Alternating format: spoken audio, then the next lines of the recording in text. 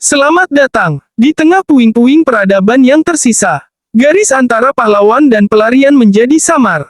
Hari ini, kita akan menyaksikan sebuah perjuangan tentang harga diri, pengorbanan, dan satu keyakinan yang tak pernah padam, bahwa selama kita masih berjuang, harapan akan selalu ada.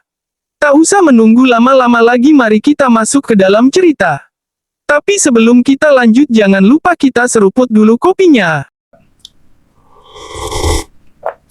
Enjoy watching.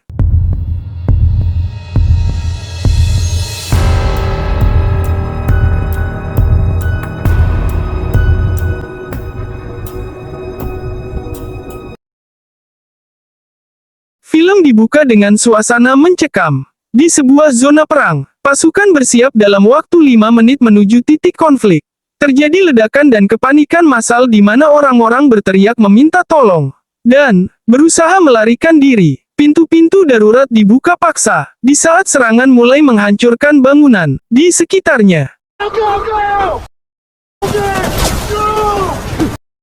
Kehancuran kota yang disebabkan oleh entitas asing monster alien. Pasukan pertahanan manusia mencoba memberikan perlawanan. Namun, senjata konvensional tampaknya tidak cukup kuat untuk melumpuhkannya. Penggunaan meriam elektromagnetik yang hanya mampu memperlambat pergerakan musuh, tetapi tetap tidak bisa menghentikan mereka sepenuhnya.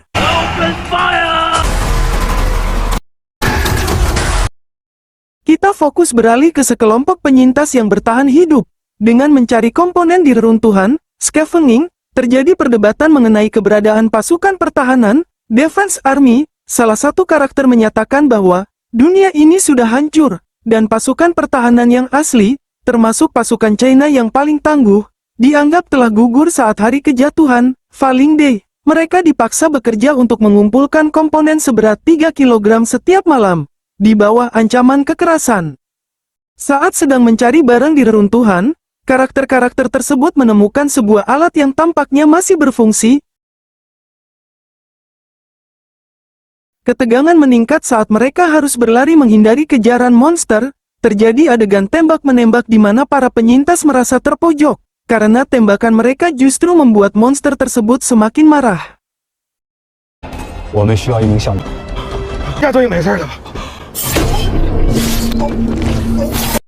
Setelah mereka berhasil lolos dari situasi berbahaya, terjadilah interaksi antara kelompok penyintas dengan sosok-sosok profesional.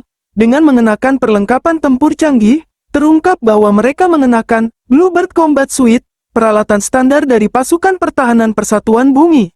Salah satu dari mereka memperkenalkan diri sebagai Gao Ren, seorang komandan dari pasukan Zhurong China.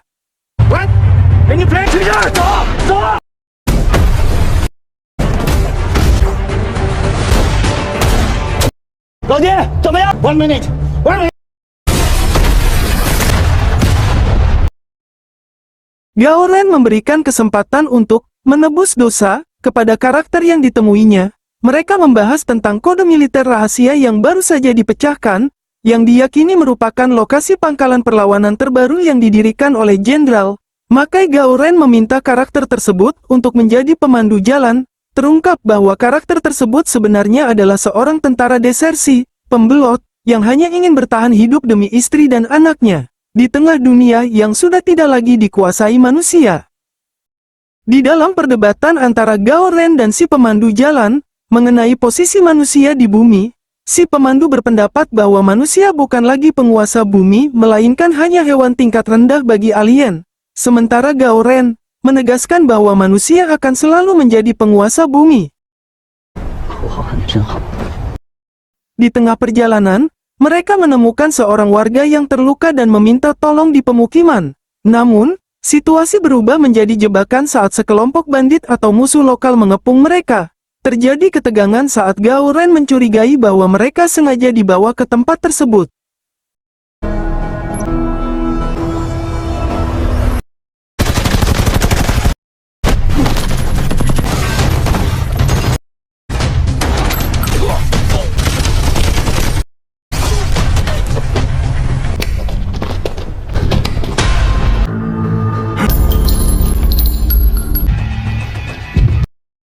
Terjadilah konfrontasi fisik dan pengejaran di area pemukiman kumuh. Si pemandu jalan mencoba meyakinkan tim bahwa dia tidak mengenal para bandit tersebut. Dan hanya ingin melarikan diri dari mereka. 去哪儿？ 谁给你完成任务？ 但你今天走不了。 我要关定位器了。 Dalam sebuah momen tenang, seorang anggota tim wanita menceritakan sejarah mereka. Dia menjelaskan bahwa setelah Falling Day, mereka terus bertempur melawan alien. Dia menceritakan kegagalan mereka mempertahankan pemukiman sebelumnya dari serangan bandit meskipun sudah bertahan selama 3 hari. Gao Ren memutuskan untuk memberi si pemandu jalan kesempatan kedua untuk menebus kesalahannya. Sementara itu, seorang karakter wanita lain muncul dan mengejek si pemandu sebagai pengecut yang tidak percaya pada iman pasukan pertahanan. Tim kemudian menyusun strategi untuk mencapai koordinat tujuan.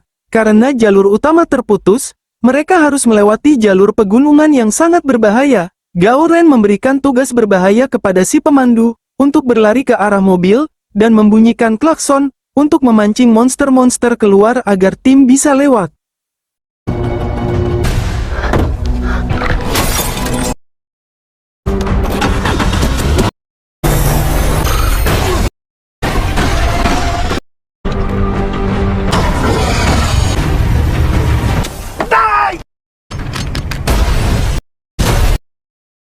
Pemandu melakukan aksi nekat tersebut. Dia berlari di antara runtuhan untuk memancing monster alien.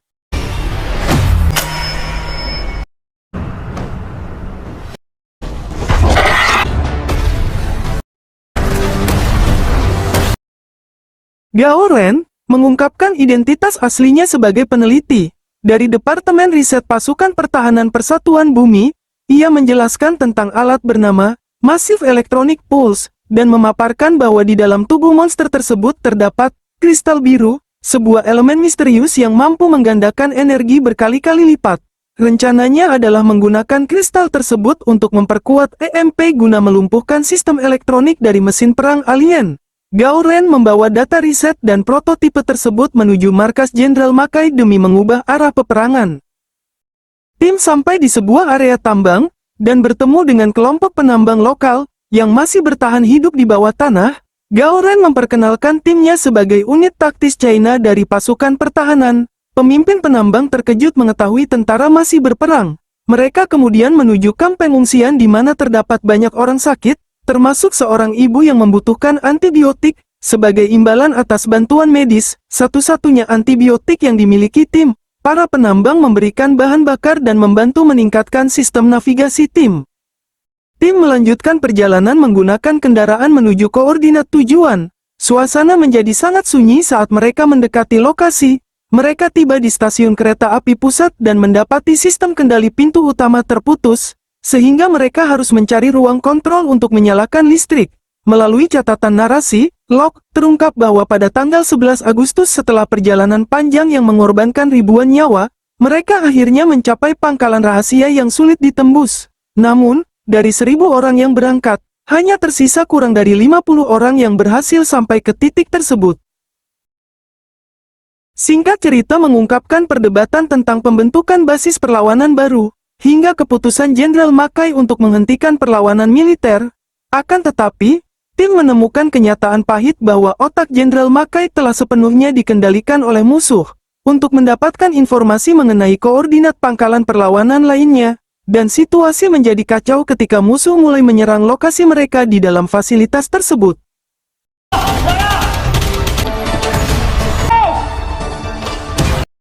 Ketika tim terdesak dan harus mencari jalan keluar alternatif karena pintu-pintu utama telah dikuasai oleh musuh, mereka sampai di sebuah area di mana pintu macet dan harus dibuka secara paksa.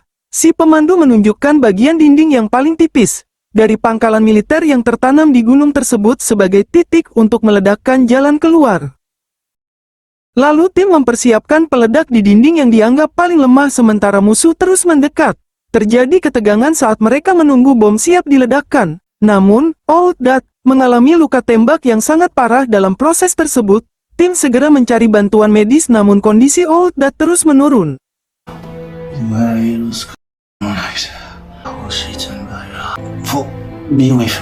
Surya.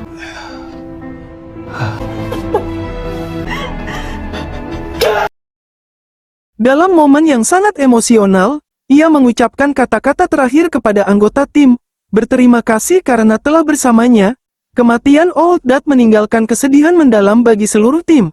Namun mereka menyadari bahwa misi harus tetap berlanjut demi kehormatan mereka yang telah gugur. 死亡不是永别，忘记才是。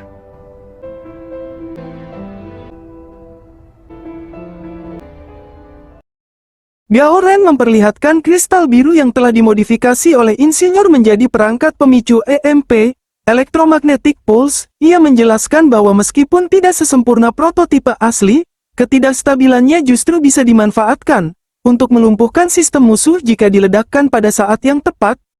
Yang terpenting adalah kesempatan mereka sekarang untuk menyelesaikan misi dan membalas pengorbanan rekan-rekan mereka. Pasukan alien terus mengirimkan sinyal koordinat untuk memburu sisa-sisa manusia. Gao Ren dan si pemandu jalan bersiap untuk melakukan serangan balik terakhir.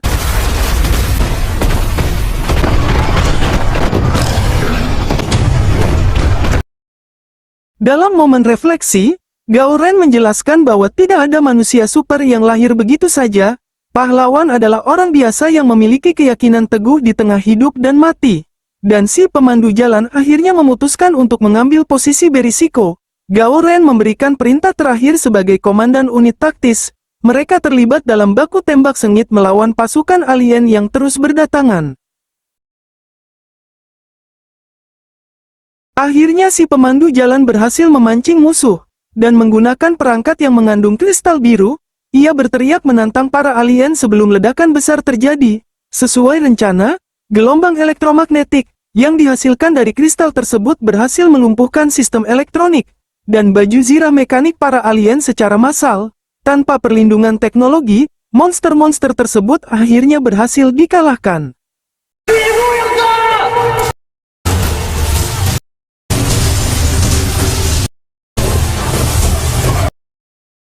Setelah pertempuran mereda, Gao Ren dan anggota tim yang selamat melihat hasil dari perjuangan mereka. Rasanya menyenangkan bisa hidup. Film pun ditutup dengan pemandangan lanskap bumi yang mulai menunjukkan tanda-tanda harapan baru bagi umat manusia. Akhirnya, film pun tamat. Terima kasih sudah menemani alur cerita yang menegangkan.